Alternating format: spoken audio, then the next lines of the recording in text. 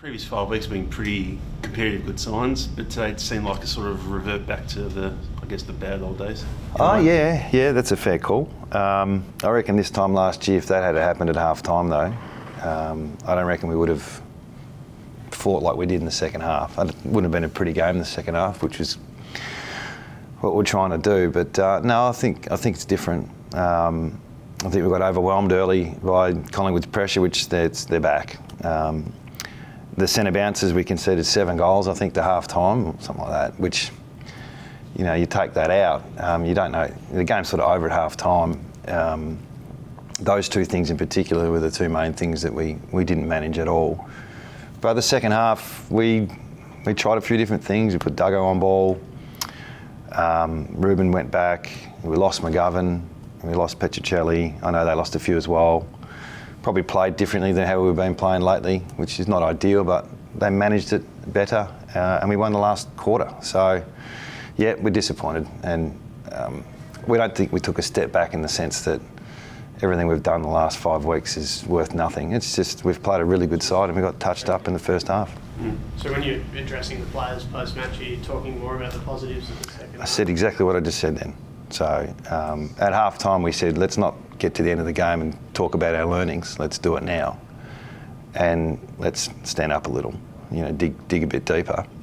Because the general play contest was something we've been pretty good at.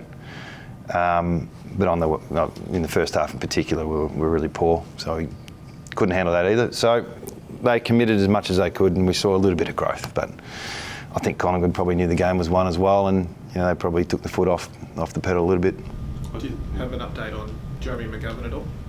No, I know he's gone off to hospital. So I think he got a knock just before half time. I think it was before half time. And no, I don't know.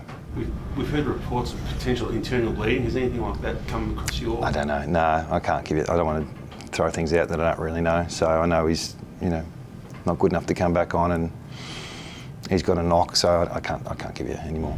Jack Petruccelli as well with that ankle. He tried to run it out by the looks of it, and then just couldn't get It might be a tiny syndesmosis, but we don't really know. So we thought we could get him back, but we didn't want to risk it. So it put us on the back foot a little bit, especially with Collingwood's speed. We missed him. You spoke about those goals from centre clearances. The question was how you were going to go during the week without Yo, and you've previously spoken about relying on too few. Yeah. Was that a case again? You were just waiting for someone like a Kelly to stand up and those guys just couldn't in that first half? Yeah, maybe. I think it happens. Yo would have been good for us. I think their premiership midfield, premiership backline were out there. And we don't want to rely on Yowie, but we need him. You know, he's probably our best player, so he helps others around. But no, I think it was a little bit of method as much as talent. There's lots of things about centre bounces. There's off the line, your wingers, it's your craft inside, it's your rucks, and everything we tried didn't work. I thought Duggo going in there in the second half helped the situation, and maybe our players learned a few things from the first half as well. I think overall, I think it was 11 goals from stoppage that Collingwood got overall, not just centre bounce. I mean, that I guess gives you a lot to sort of ponder during the week as well, doesn't it? I think we'll look at the 7 goals, 2 from centre bounces. Yeah. Like if you concede 5 goals for the rest, it's probably average, isn't it? So, and it happened in 2 quarters, probably 1 quarter and a bit. So, yeah, as much as it's alarming that we couldn't stop it, that's just the reality. It doesn't get any easier though. You've got Melbourne next week as well, and they're coming off a bigger break, and this is where they're strong as well. Are you hopeful that Yo will play? Hopeful, not fully sure. We just can't go down the pit too much. You know, we know unfortunately where we're at and the build we're on. We're going to have some really good days, and there's going to be some days or halves where you're going to be disappointing, but we just can't fall back into the feeling sorry for ourselves. So just got to put the next foot forward, recover as well as we can. Next player comes up, and we hit Melbourne with everything we got. You looked early late. Did you send Sheed to Dacos early a little bit, especially those stoppages, to try and curtail him, or was that just how it sort of laid? No. I think Duggo tried to do a bit of a job in the second half, and I think he probably did a reasonable job. A lot of damage is done.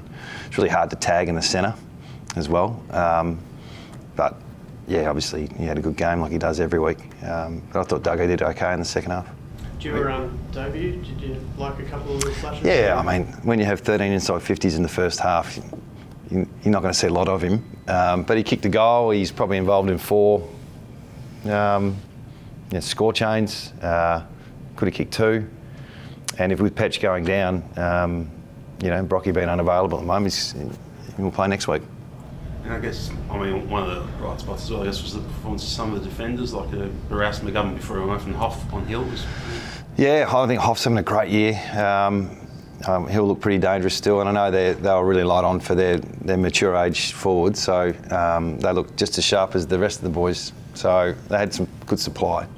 So I thought our backs, they've been pretty good for most of the year. I mean, the last 3 weeks, I think we've conceded close to 60 plus inside 50s for the last 3 weeks, and they've held up really well. So one of our major goals in the next couple of weeks is to reduce that. I think the supply is just sort of, I think it was 30 odd something against Gold Coast, 44 last week, and I don't know if we got 40 this week. I don't think we did. So our backs are doing a lot at the moment. When that first half, when you were struggling to get it forward, you played Liam Ryan in the waffle at half-back. Did you contemplate sending him back? Yeah, we did. In fact, I was going to do it start of the last. I said I would bring him off and then bring him back on as a back, and then he kicked the goal. And I thought, and I thought there's just a couple of signs there that Liam was getting back to the groove of the game. We're pretty patient with him. He's been out for over 12 months, so definitely considered it, but I'm not quite sure it would have changed too much. But yeah, it's definitely there for us to use if we need to. Do you now look back at the waffle game yesterday? Got a bit of a touch up there as well. Is there much you can call on to try and bring in to get some confidence going through some of the players? Oh no, we'll talk about it next week on Monday. We'll look at the form of some of our younger players. Maybe Yo's back, maybe Waterman. They'll help. Long's out, obviously long term, and it's a brutal year. You're going to get injuries. We've probably crept up a little bit the last few weeks, but we're not alone.